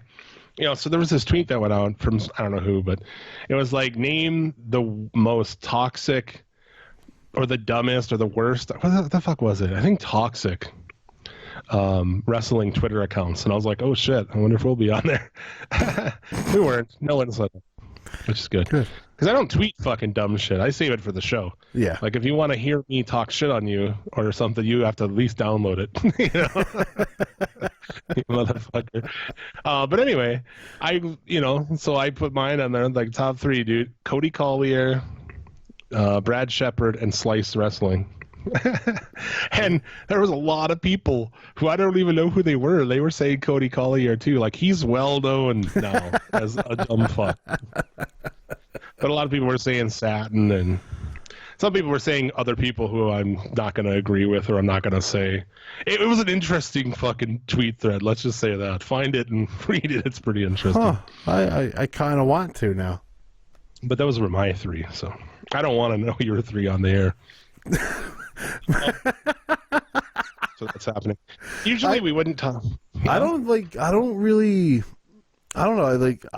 don't scroll through Twitter a lot. You know what I mean? Like, I don't go into people's I follow people on Twitter that mostly I agree with. I don't really follow all kinds. I don't know. I don't follow Brad Shepard either, but I see his shit. I do see a bunch of stupid stuff. I just scroll so fast through that bullshit. It's just I want nothing. I don't even want to read it. Usually we wouldn't talk about XFL because there's nothing to do with wrestling, but I just wanted to get a couple of things. Did you see the logos? I did. And they look like WWE t-shirts. I mean, there's probably a little bit more thought put into these XFL logos than the WWE t-shirts. I mean, the Viper does have some fangs hidden in the V. Yeah. Well, that's just fucking deep, right? Yeah, deep. But the names are funny. The descriptions of the teams have Vince McMahon all over. Oh, really? The teams have descriptions? Oh, yeah. Oh, yeah, they do. They have bios. Oh. Let's see. I'll just pull one at random. You mentioned the Vipers, right? Yeah. Tampa Bay Vipers. In the shadows they wait. Demons, born in darkness, hunters by instinct, cold-blooded by nature, their bite unavoidable, their grip inescapable. They slither and stalk their competition, luring all who challenge them into the jaws of defeat. The Tampa Bay Vipers, ready to strike. Wow. That's like, dude, I might as well have done it the Vince voice, dude. Oh, dude, that was totally Vince. Seattle Dragons, rising from the turbulent sea, beneath the darkening skies, their weather-hardened home. Of their weather-hardened home, relentless, ruthless, ravenous, not of mythology, but of muscle and might, not of folklore, but of football. This is your darkest fantasy. In cleats, the Seattle Dragons, breathing fire. Swear. And it's sort of like, it's not like I just picked these out. These are literally like just the bottom 2 I just picked. So I didn't look at them all ahead of this. They're all so dumb, dude. I need to hear another one. I need to. St. Louis Battlehawks. Winged warriors preparing for flight. Preparing to fight. They await their orders. They attack as one. Diving, dodging, swooping, striking. Their mission, create chaos. Their mandate, win at all costs. The St. Louis Battlehawks, cleared to engage. Like, every team has like a little, beast slayer, big dog kind of thing. Oh, that's fantastic. It rhymed. Dude, I feel like there's only 8, Oh, you can keep on going. I'm still in. New York Guardians. Sentries carved of stone, watchdogs over the metropolis, a prehistoric predator, a beast evolves turned loose in a new kind of jungle. All teeth and talons, eyes unblinking. They know fear because they feed off it. They are your first line of defense, and there is no need for a second. The New York Guardians, on duty. Dude. It's so Vince McMahon, dude. The names are Vince McMahon. The logos are WWE T-shirt fucking logos. Holy fuck. They look like Madden when you make your own team. You're like, oh, I'll pick this fucking... I'll pick this stupid logo. This fucking cowboy face. Yeah. Yeah. So a Guardian, are they supposed to be like the gargoyles? Dude, no one... I don't know. Los Angeles Wildcats. In a land of bright lights far from the flash and fame, they've already begun to prowl. Enter their den and be dominated. Sounds fucking sexy. It does.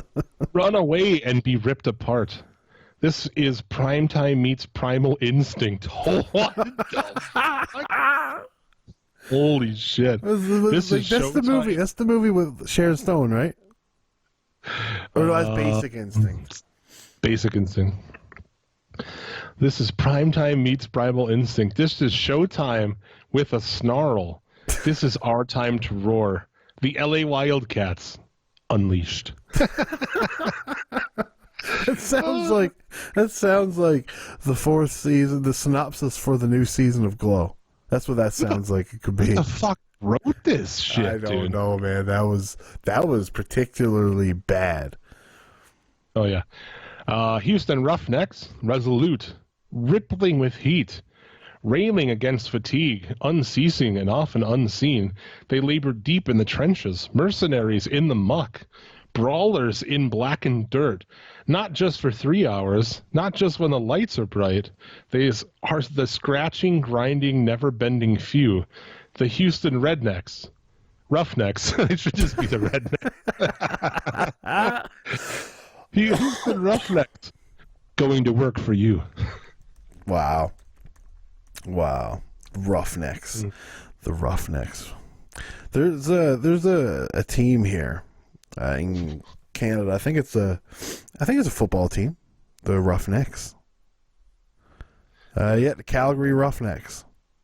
Jesus. DC Defenders. On the shoulders of giants, they stand tall. Unconquerable, unyielding, marching ever forward, a force united.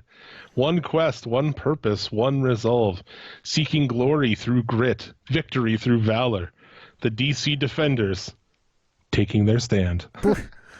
They got the Defenders, the Guardians. Like, what the fuck is this? Did they just read a Marvel book once? Yeah. The Dallas Renegades, that's the last one. Deep in the heart of Texas beats a different kind of pulse, a spirit untamed, a swagger that cannot be denied. Where big meets bold meets badass. This is outlaw country, inside the lines. This is hell on wheels, between hash marks. This is their home on the range. Oh, dude. home on the range. The Dallas Renegades, raising hell. Vince just turned 74, I guess, or he's turning 74 this week. I think it was today. Actually, launch a happy birthday. Oh my god, I got such a kick out of it because there's so much. These football fans are laughing at it and shit, but like wrestling fans are like, see what happens, dude. Vince thinks he fucking knows everything. Yeah. I'm telling you, he had something to do with that shit. He wrote some of those lines. Oh, of course he did. There was a couple. Like the first two you read, I'm sure he wrote every word of it.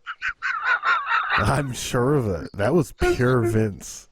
Yeah, it's awesome. But like the Wildcats one, that one's weird. Like that's like, I don't know, man. I don't think that one was Vince so much, but this is Primetime meets Primal Instinct. Come on. Yeah, no, that's definitely Vince. That's definitely Vince. I want to know who wrote these fucking things. Good Lord. Anyway, so there's that. We got a couple of shows coming up next Saturday. We've got NXT TakeOver Cardiff in the afternoon, followed by All Out. It's going to be a fucking goddamn wrestling day. Yeah, I know I won't be able to see NXT Cardiff, but I mean, yeah, you're gonna be at all out. Yeah, I'm gonna be at all. Me and Travis, we should be there, but we kind of had a mishap happen with a credit card getting stolen and trying to get one back in time. So hopefully it works out. But I mean, who knows? I'm sure we'll be able to figure something out. Jesus, that sucks. Yeah, credit cards got stolen. You go there, I expect you to have pictures with people and shit who are listeners. Yeah, if I see him. Lance Levine will be there. I heard. Yeah, so there you go. Okay, Cardiff. Got Travis Banks versus Noam Dar in a singles match. Yeah, don't care. No, me neither. Dave Mastiff, Joe Coffey in a last man standing match. Yeah. That could be interesting.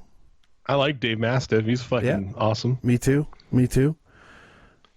Gibson and Drake, they are the tag team champions. They'll be taking on Mark Andrews and Flash Morgan Webster versus Gallus, Mark Coffey, and Wolfgang. Yeah. Yes. A triple threat tag team match. I hate triple threats, but okay. Or at least tag team matches, you know. I think this match will be okay. I can't see why not. They got, there's good workers in the match. I really do like Grizzled Young Veterans. They're a good team every time I've seen them. So it should be a good show. Toni Storm defends her championship against Kaylee Ray. Should be a fine match. Yeah. Kaylee Ray's a decent worker. Toni Storm's Toni Storm. Toni Storm's good, yeah. Yeah. And your main event, Walter defending against Tyler Bates. Should be a good match. I'm sure I know the story they're going to tell now. It's going to be, David versus Goliath, Tyler Bates trying to get Walter down because of his size and shit like that. And it should be a fun match. I'd by no means see Tyler Bates winning, though. Yeah, I don't think so. But, it should be a good match. It should be a good card overall. Yeah. Oh, Jesus Christ. Jim, there's another show, New Japan's Royal Quest. Is it live, though? Let me see. I have no idea. But I know it's going head-to-head with it. I don't think it's live. No?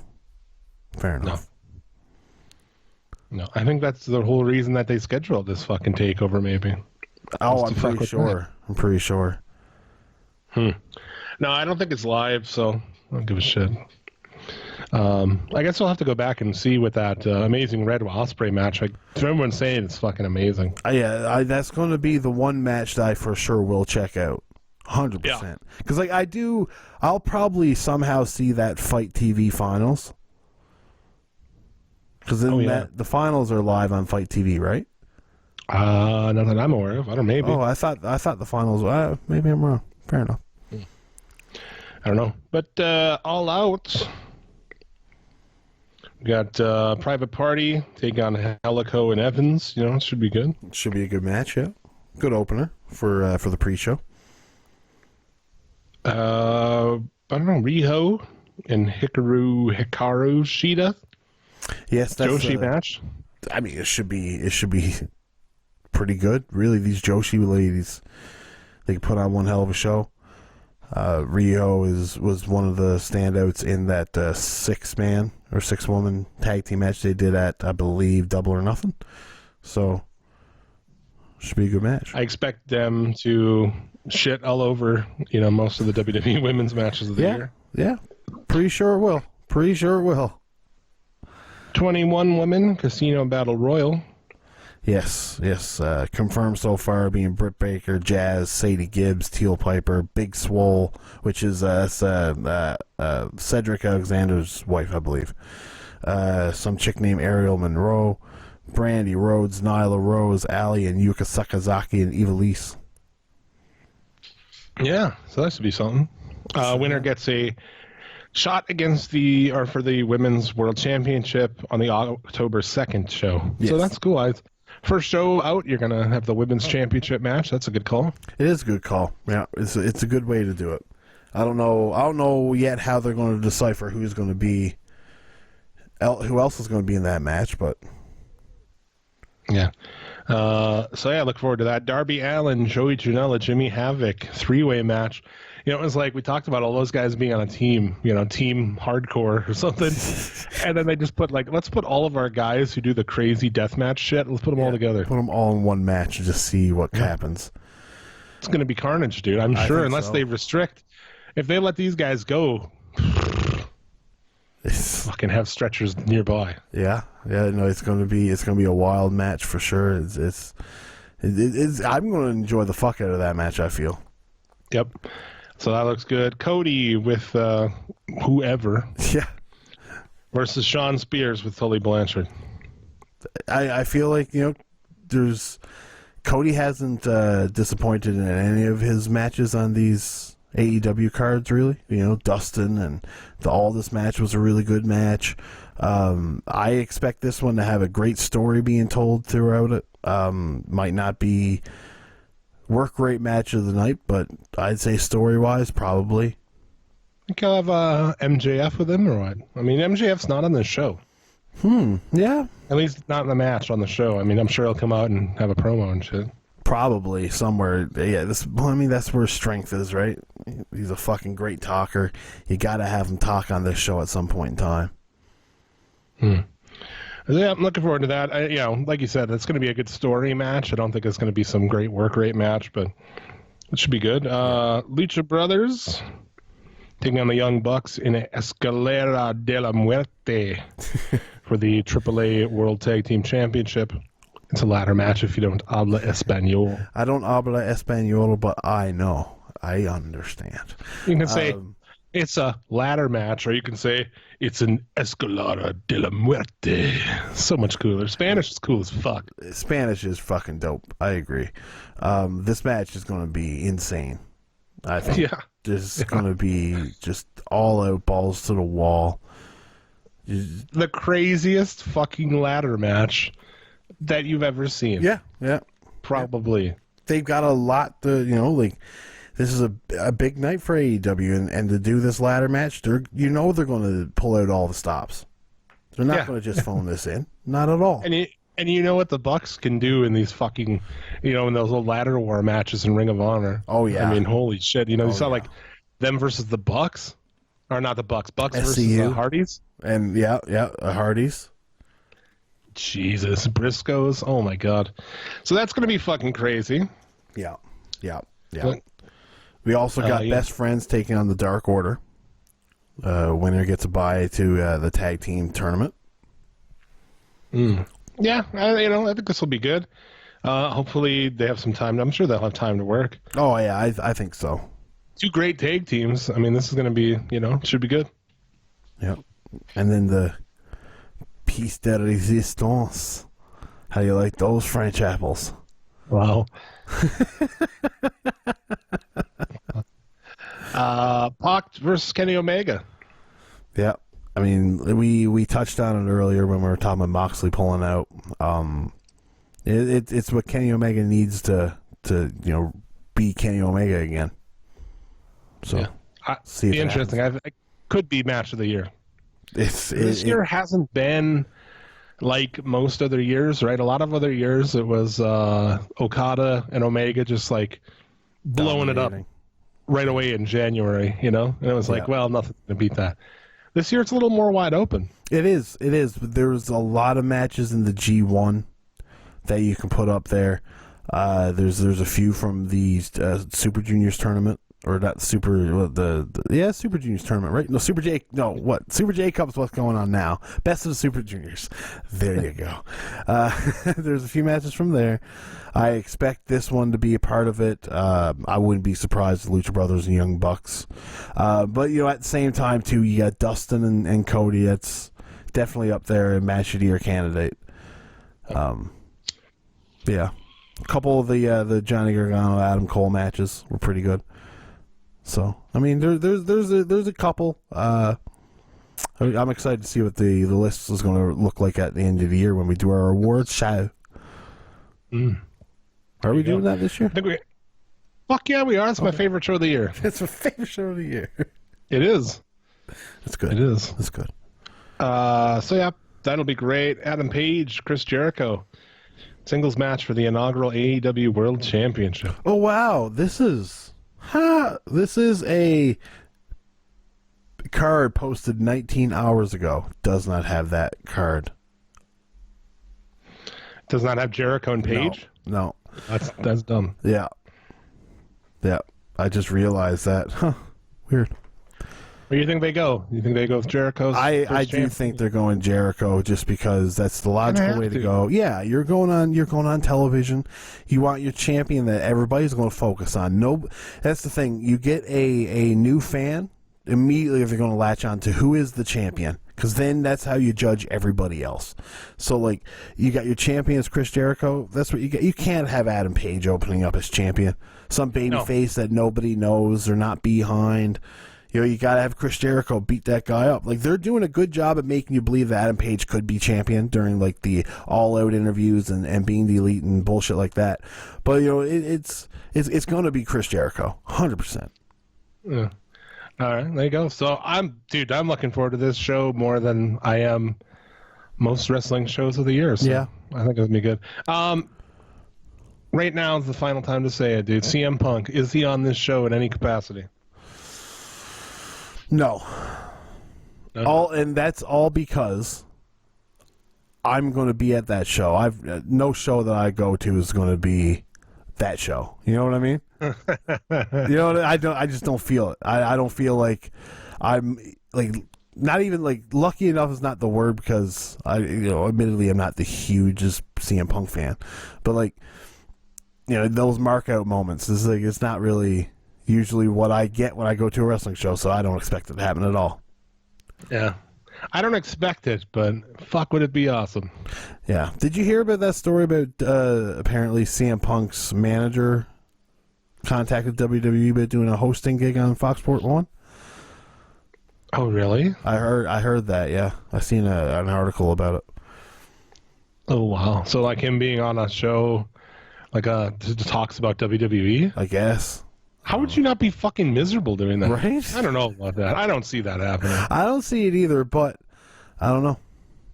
I don't see him just like going kissing their ass ever forgiving them or, you know. But then when you add on to that, like Cody mentioned that he believes that you'll see CM Punk in WWE again. Yeah. I don't know. I don't know. That's either he believes that for real or he's trying to kind of tease at, you know, an angle of some kind. Yeah, I don't know. Maybe. I don't know, man. It was, you know, we got that last time. We got that fucking huge moment with Moxley where it was like, is he going to be there? You know, we all thought so. And remember, all the people were like, oh, I don't know. You know, and we didn't know for sure. And at the time, I had forgotten about it 100%. I was in the moment and I forgot that we were even like, oh, is he or isn't he? And so when it happened, it was like, holy shit, what a pop, man. Oh, yeah. Yeah. Like, admittedly, I will say, like, the place would probably become unglued if, you know, Cult of Personality played over the speakers. Jesus Christ. It would lose its collective mind. Like, I would probably be losing my mind, too, but... Yeah. It's... I want it so bad. Like, there's a part of me I do want to see it. I do. You know, anybody that says they don't are fucking idiots, because you know they do. Because it's one of those moments, but I don't know. I part of me believes that he truly is done with wrestling. Yeah, it sucks, man. It sucks. Yeah. What are you gonna do? So yeah, looking forward to it, man. It's gonna be a hell of a show. You'll hopefully fucking be there. That would be bullshit. Yeah, you know, I can't see it not. You know, like the time frame is supposed to work out. Like the new one being sent, it should get here before we leave, but there's always that chance, man. You never fucking know with the post. You never know. Yeah, well, yeah, exactly, man. Yeah. So hopefully that goes, you know, according to plan. But next week, I don't know. We'll be doing a show. Maybe it'll be Sunday night. I don't know. What we have to figure it out. Yeah, because like I don't know what time I'm getting back Sunday, but like I do have Monday off because it's a holiday in Canada. So.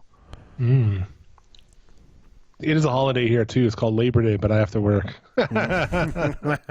Because fucking dumb. Well, we'll see. We'll figure it out. There will be a show next week. It'll be post all out, so yeah. Keep an eye. If you're looking for ever wondering like what's going on, I'm always posting what's happening with the show on Twitter at Suplex City Limit. So I think that's it, man. I think so, too. Show. Pretty long show. For a very small week, this ended up being a longer episode than usual. Yeah. Well, halfway through, I remembered we have to preview this shit. So there you go. I'm going to give some shout outs to our friends. Search My Lost Soul podcast, hosted by Bobby Anthem. Check that out. Wrestling Overdose, Get in the Corner, and Human Experience, Shooting the Shiznit, The Strap, Wrestling's High Marks, Regularly Scheduled Hostility, Comedy Suplex, Dirt Sheet Dudes. I don't know. Of course, They Live for Horror, Federation. If you're looking for fucking artwork, pro wrestling artwork, horror, custom shit, check out Nuclear Heat Graphics. He does fantastic work. And he's got availability for custom shit right now. So there you go, motherfuckers. Yeah. When I get my new band off the ground, I got to get a T-shirt design from him.